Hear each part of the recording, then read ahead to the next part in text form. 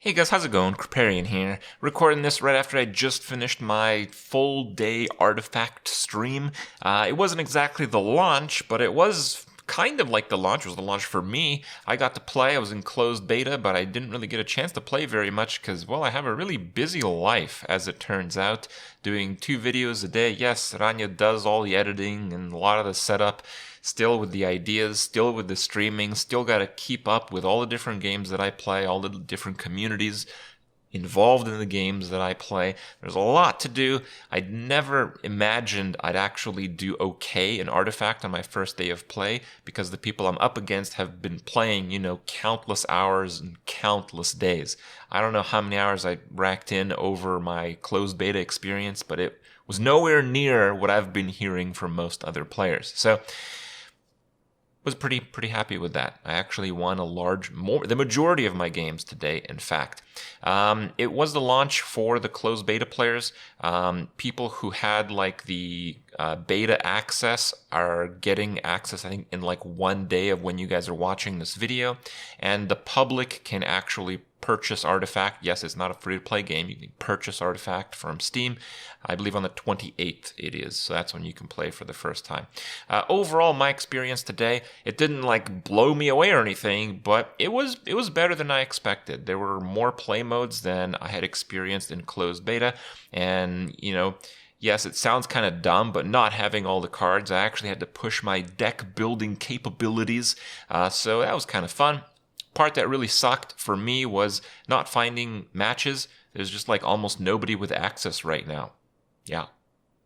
That's obviously going to improve in the next few days, the next few weeks. But there are some concerns with the game itself, and I wanted to just talk about those, as some of you guys are pretty hyped up for Artifact, so it's important that you know exactly what you're getting into if you decide to play this game. Now, the other side that I need to mention is that there's a lot of people who share my concerns to a point where there's a reasonable chance some of these things might get changed. So there's 2 aspects here that I think are very important to talk about. The first is that you cannot play the draft mode for free. So I mentioned in, many streams and at least a few of my Artifact videos that the arena mode, basically, of the game, the draft mode, is a big deal in Artifact. So much so that I don't know how many of the last tournaments, almost all of them, have been draft tournaments. So, I don't think they've announced if they want to do like a constructed, invitational. They have like a $1 million tournament at some point for Artifact. Can you believe that, right? They haven't announced if it's going to be a draft format or a constructed format, but I would bet on it being a draft format. So, it is a big deal in this game. It's not like Hearthstone Arena where it's just like there, and some people who actually, enjoy the oddities of Hearthstone like myself like to play it. It's not just there. It's actually pushed forward in some kind of competitive level. So people expected, based on what they've been hearing lately, that they will be able to play in some way or another draft mode for free. And I kind of shared my concerns with that. My concerns are, when you have a no entry and no reward structure to a game mode, people are just constantly going to draft the best decks and just going to concede when they start losing. So it's kind of a shit show. I kind of wanted to be like, I like the gold system in Hearthstone. I would hope it's, a lot better than that. At the end of the day, but I like the fact that you're like betting on something, so you kind of take it seriously. Okay, so I like that aspect.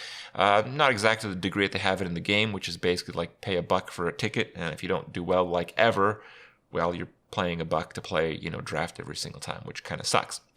And certainly not a lot of people are going to like that aspect. That's why so many people, even though I have some concerns, that's why so many people were hoping to be able to play draft mode for free through some kind of like friend tournament, some kind of user created formats, at the very least, some way to play the draft mode for free. That's what a lot of people expected out of Artifact, and that expectation was not met because that feature does not exist in the game right now.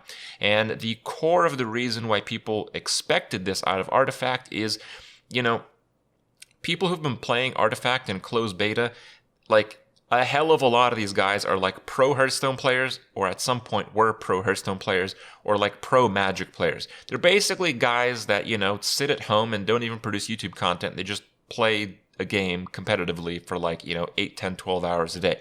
So I don't know how early people had beta access, but I heard from someone like a month ago that they had access for like 7 months.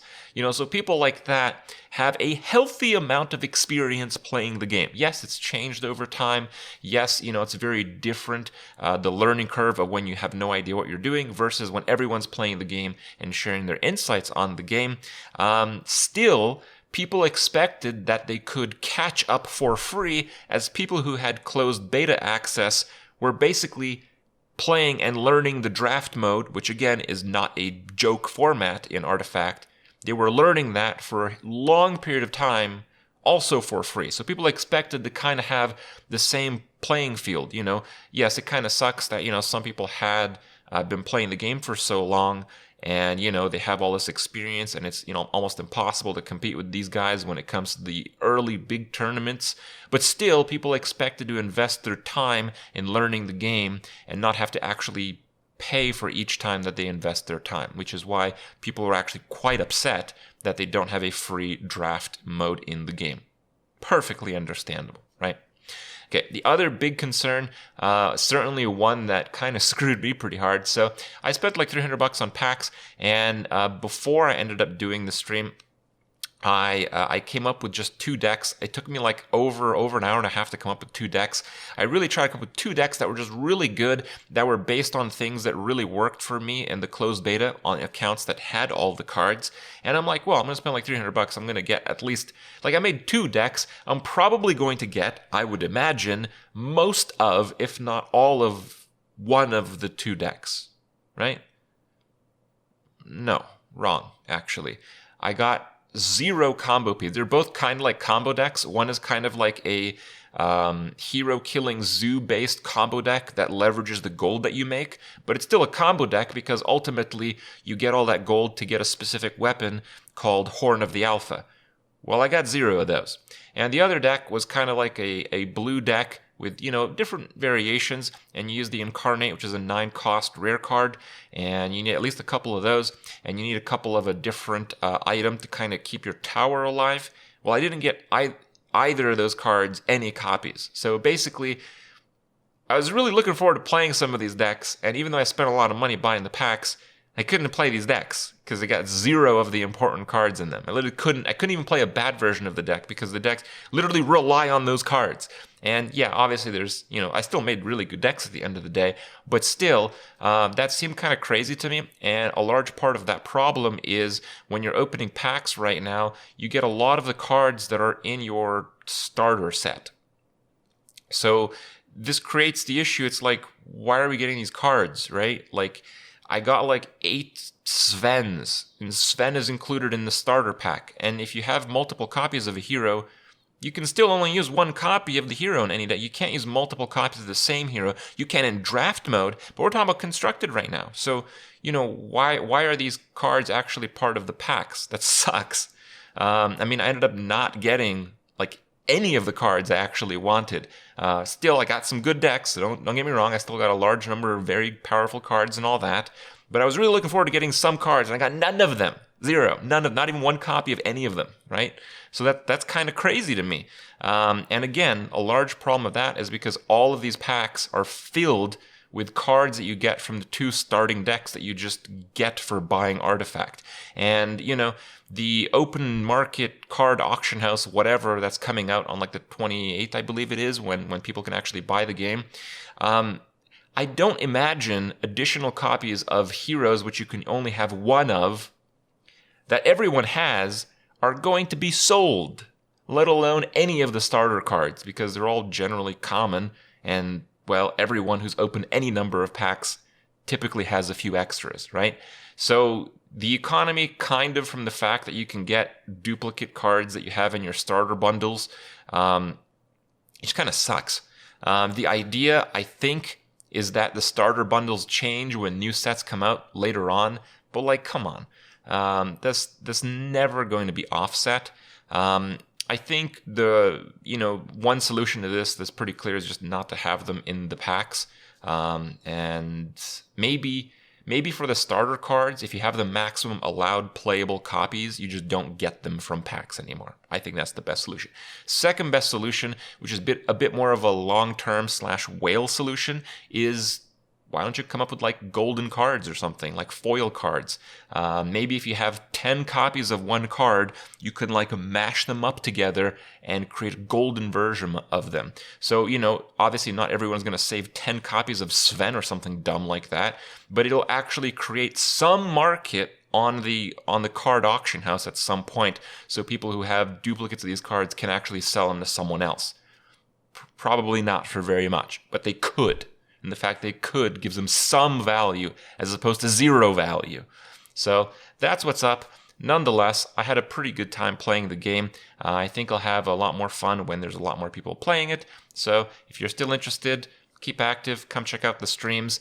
The game At a Core is certainly very interesting and pretty fun to play, I would say.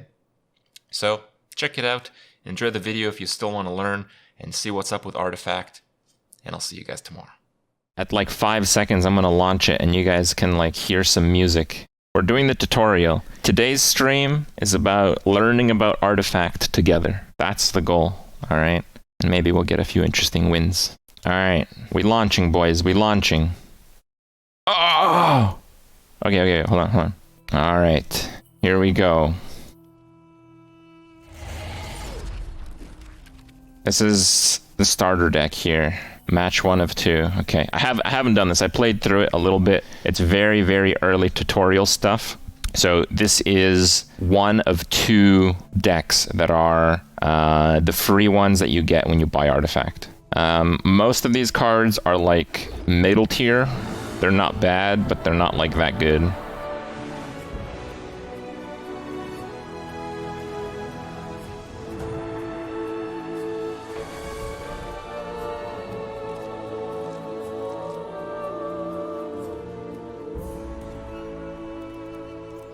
They teach you some of the things, double click the board so you can see all 3. I honestly have never used it that way. There is sound, okay, good. Their tower, your tower. There you go. You got it? There you go. Double click to zoom in. I usually use these arrows. Okay. So we have a red hero in this lane, so you can play only red cards. Yes. Play a creep into a combat position.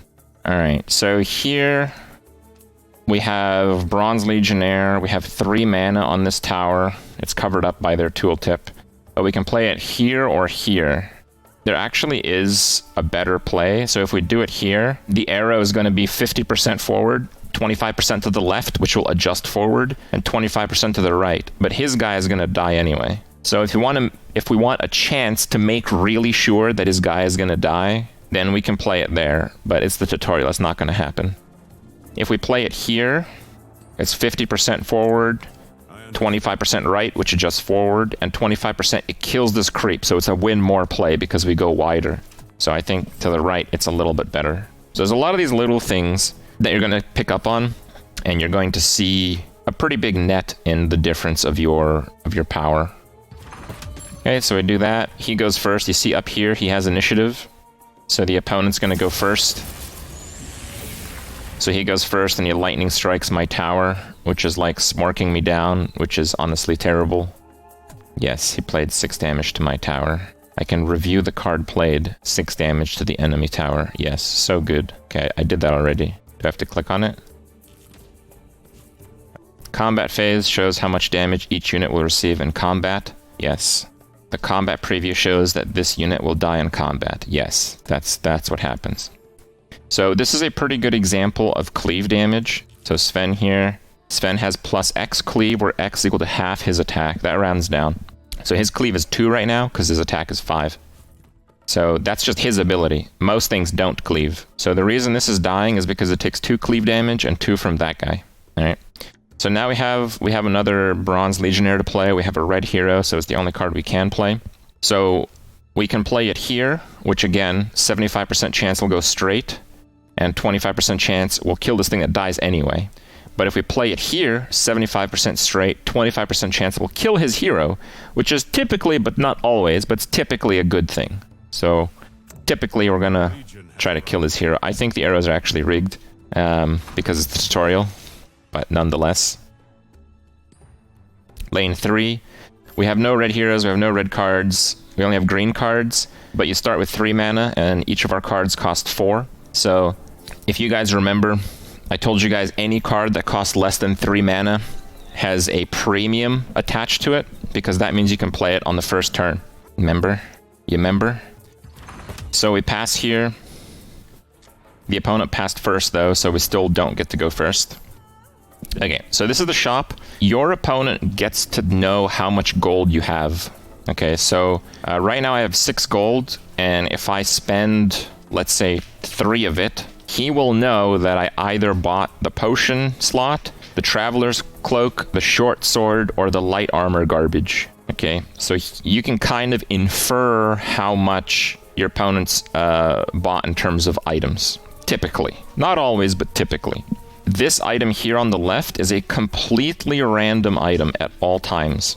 And if you really like the item, man, it's covering it up right now. Alright, so let's say I buy this. Okay, I'll buy this one too, leather armor.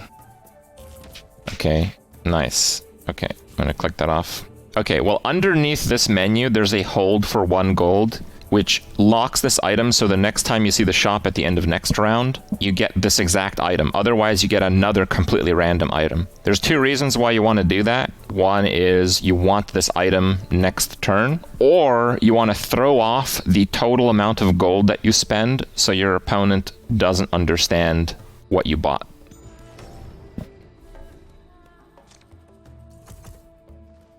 Okay.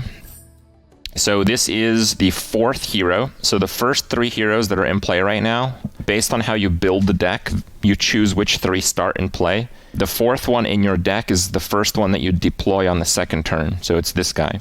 And you can choose to put him in any lane. Typically, the first lane is the best lane, the second lane is the second best lane, and the last lane is the third best lane, aka the shitty lane.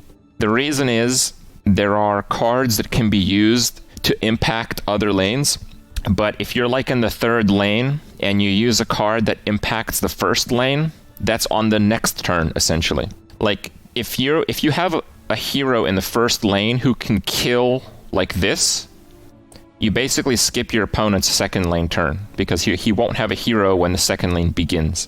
So the leftmost lanes are always more important. Also, in the cases of, like, tower rushes, so let's say you need to kill your opponent's tower before your opponent kills your tower. If you're winning the 1st lane and your opponent is winning the 2nd lane, you will win before he wins, because you are winning one lane earlier. So there is, even though that's like a fact, like the earlier lanes are more important, they also, as a result of that, because that's almost universally true, as a result of that, they're usually the most contested. So if everyone always goes in all in on the 1st lane, it's probably going to be a bit of a tough fight. But if you kind of split 1st and 2nd lane, I don't know, it probably would guarantee that you win the 2nd lane, I would guess. Also, another consideration is you always have to wonder where your opponent is going to play his hero. So he can't play cards without a hero. He's deploying 1 hero, and his 1st lane has no heroes. So the chance that he deploys Ogre Magi in lane 1 is like 100%. It's like 100% he's getting Ogre Magi in lane 1. So let's double team lane 1.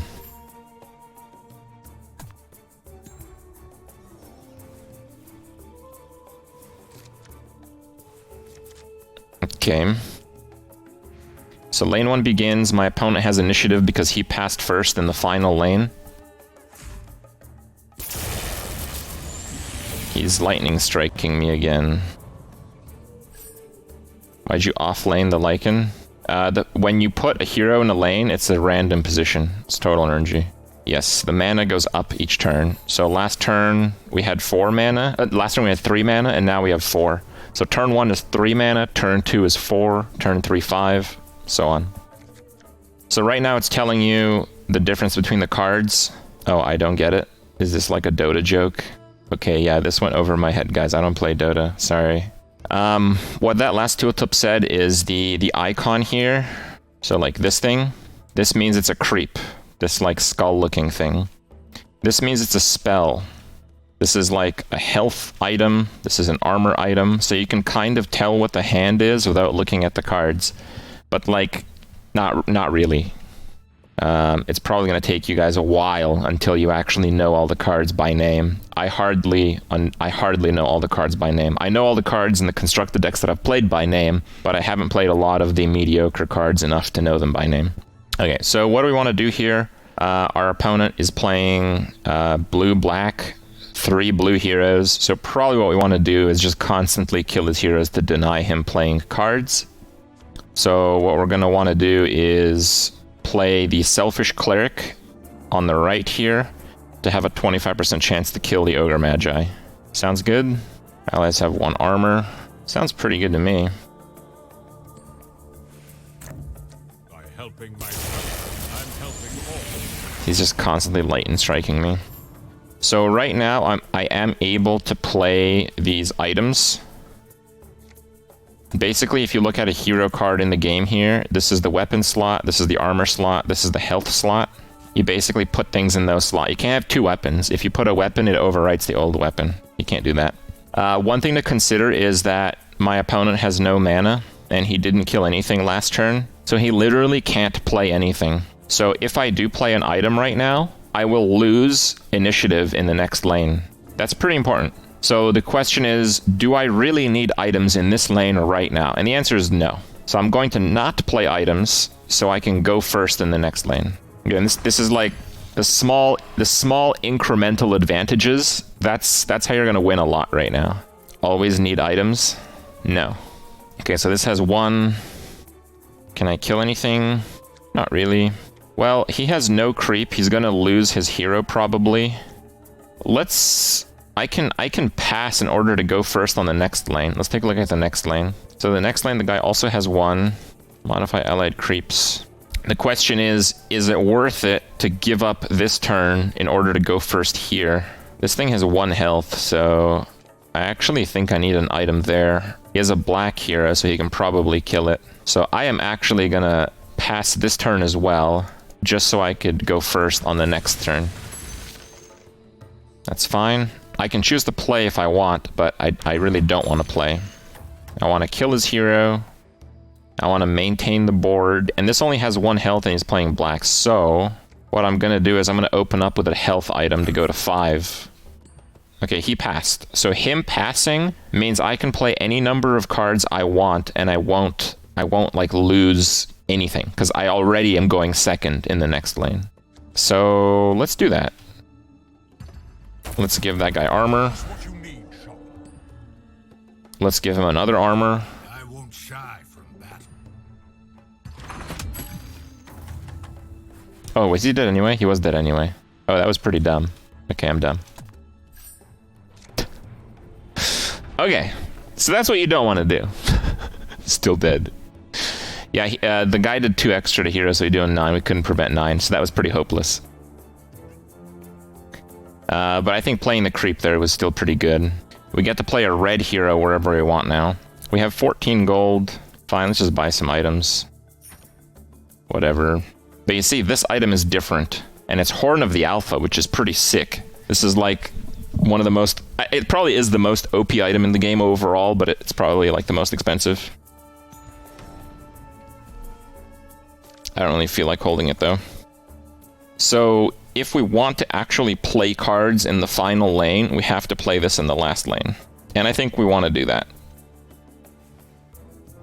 That last lane is going to be pretty stacked, which is pretty good.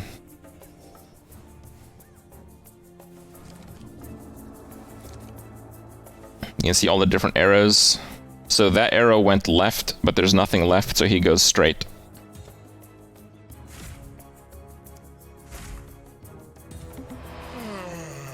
Fully heal a unit. Let's see what we have here. Choose an ally, choose a new combat target for it. So we can actually make him kill the ogre. I'd rather that thing not die, but I don't know if I could do anything about that. Cleave, retaliate. I want to play at least 1 card. Let's just play the duelist. We play it here so it gets the attack aura. And let's change direction of this guy. So that takes 8. We can change his direction too, but it's just not really worth it. Attack and cleave. These guys are pretty healthy. It's very unlikely we're going to lose this lane. So I don't think we need to play any items. You're my friend now. So he gets initiative. He nukes my guys. This guy has 1 health. That's pretty bad. Armor, attack, and cleave. There's not a whole lot I can do. What about the last lane? Or attack. The only cards I can play in the last lane kind of suck. So I'm probably just going to give up initiative in the last lane. So if I give up initiative in the last lane, let's just play some garbage here. 4 attack and 4 armor. Nah, too late for that.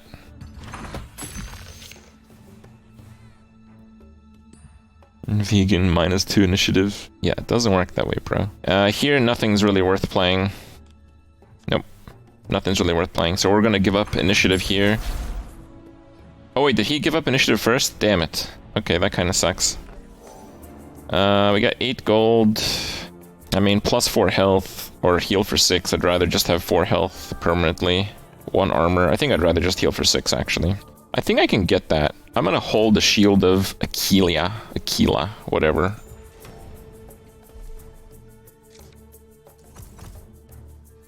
So I'm gonna play this in the middle lane, because I think there's a very good chance that my Sven here is gonna die before I can use anything to save him. Yeah, so initiative is basically, if you took the last action in one lane, your opponent is going to make the first action in the next lane. And it carries over from one turn to the other. It's particularly important when you are using cards that are able to kill other heroes. Oh wow, we got a right arrow. 25% chance. Wait, I think he only has 5 health, huh? Tear it down. Okay, dealt 4, not bad. Swap him with another ally. Let me try to see here. Modifier right here with 1 attack, 1 armor. Modifier right here with 4 attack. I would like to use that on Sven, personally. I like the Rebel Decoy. If I play the Rebel Decoy, I can't play anything else, though. If I play the Rebel Decoy, I can sacrifice the Rebel Decoy and keep this guy alive. Is that really worth it, though? I don't know. Maybe it's not. Heal a unit for 6. Faces the place. Okay, so let's talk about initiative. So right now, it's my turn in the first lane. It tells me I have initiative in the second lane. So if I pass, I'm gonna go first in the second lane.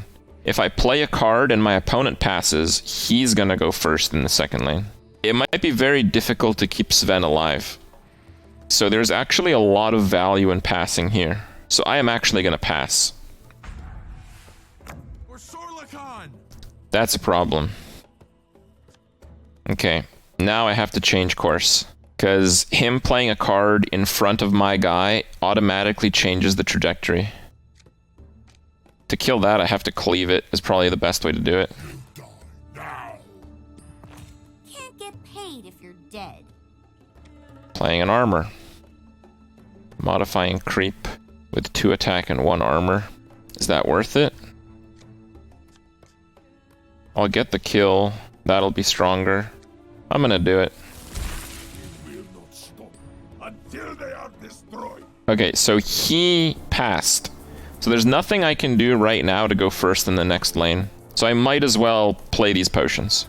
So right now he has 5 damage taken, but I kind of want the heal for Sven. He's a very valuable card though, and he's going to be fully cleared. Nah, I'm going to save my guys. I'm going to win first lane 100% with this play. Exquisite.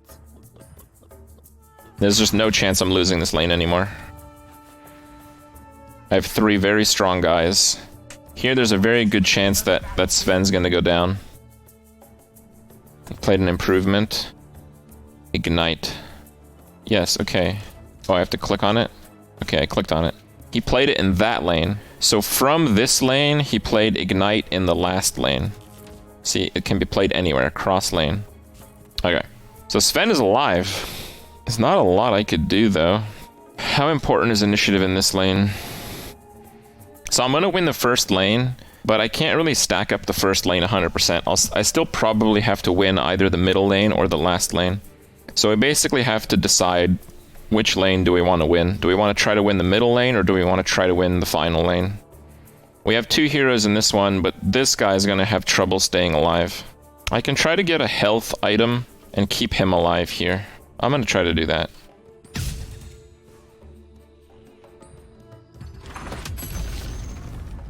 Just because I have 2 heroes in that lane, I think I can do it.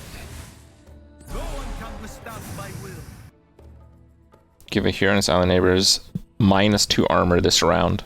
Is it worth saving that? I don't think I need initiative in the first lane, so I think yes. I think it is worth saving that.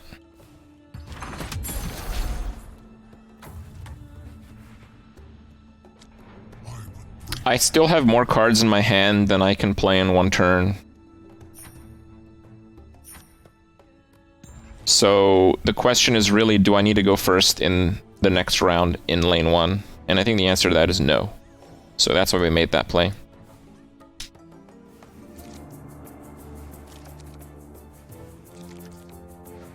The games can be long, but right now I'm taking my time to explain every single play, so... Lane 1. We're gonna put the shield on him. My opponent passed. Wow, okay. So I need 1 damage to finish that off. Should we just use a short sword? I think so. I will have vengeance for the House of Ambri. Okay, so that tower's gonna go down. The overkill damage doesn't count. So to kill the first tower, you typically just want just enough to down it. Why even kill the tower? Because if my opponent surrenders lane 1, there is some chance, not a very high one, but some chance that I'll double kill the tower. Because, I mean, this this one gets stronger and stronger. This is like a win more card. Like, this is a lot of damage. 2 or 3 turns, I could take down lane 1 twice. And I have some burst here. I could even modify with +4. I'm actually thinking of that. Blue-black. Maybe I should modify a hero with +4. I think I'm gonna do it. My Satyr does not die. I don't know if this is the right play, but let's see if we can double kill lane 1. I think there's a decent chance that I can. Okay, so we kill the tower, now an 80 health one spawns. And we have to kill either that one or another low HP tower. Tower healed? Not exactly. So if I pass, I have initiative. I think I'm gonna pass then. I don't have that many cards in hand anymore.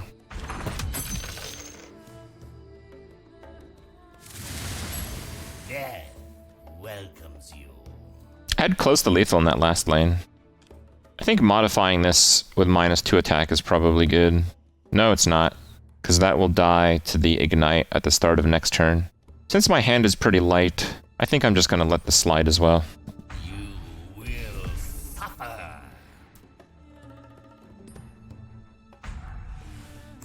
Not afraid. That kind of sucks, but I'm gonna let it go again.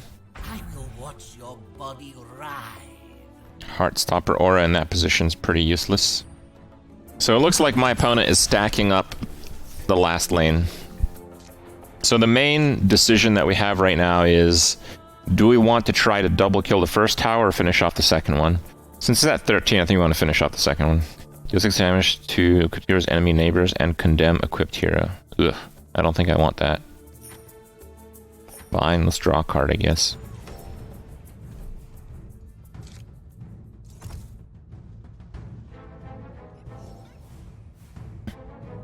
He's trying to prevent the double kill on lane 1. That's a horrible play. This is like tutorial level plays right now.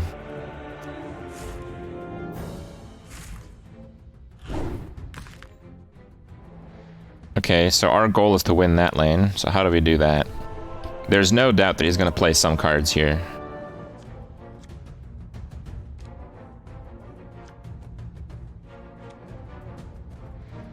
We have a green and a red in that lane as well. But I think I can draw a card.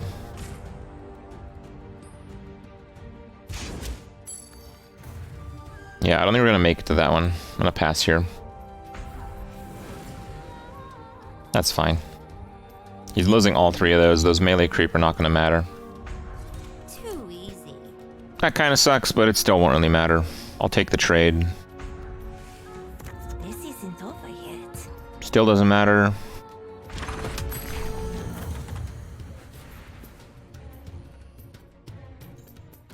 Okay, going first here is pretty big.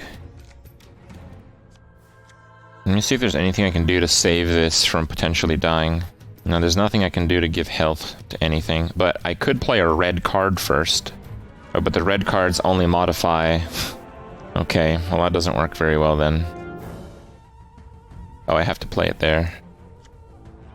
Modify unit with +2 attack. Alright, fine. Oh, did my opponent pass? Oh, he passed, so I guess it's GG. It gives you a little bit of a new symbol there when you win the game. So you just click win the game, I guess, unless you want to BM the hell out of your opponent. Did you guys see how good I was? I beat the tutorial on the first try, dude! Wow, I know. I think that deserves some praise.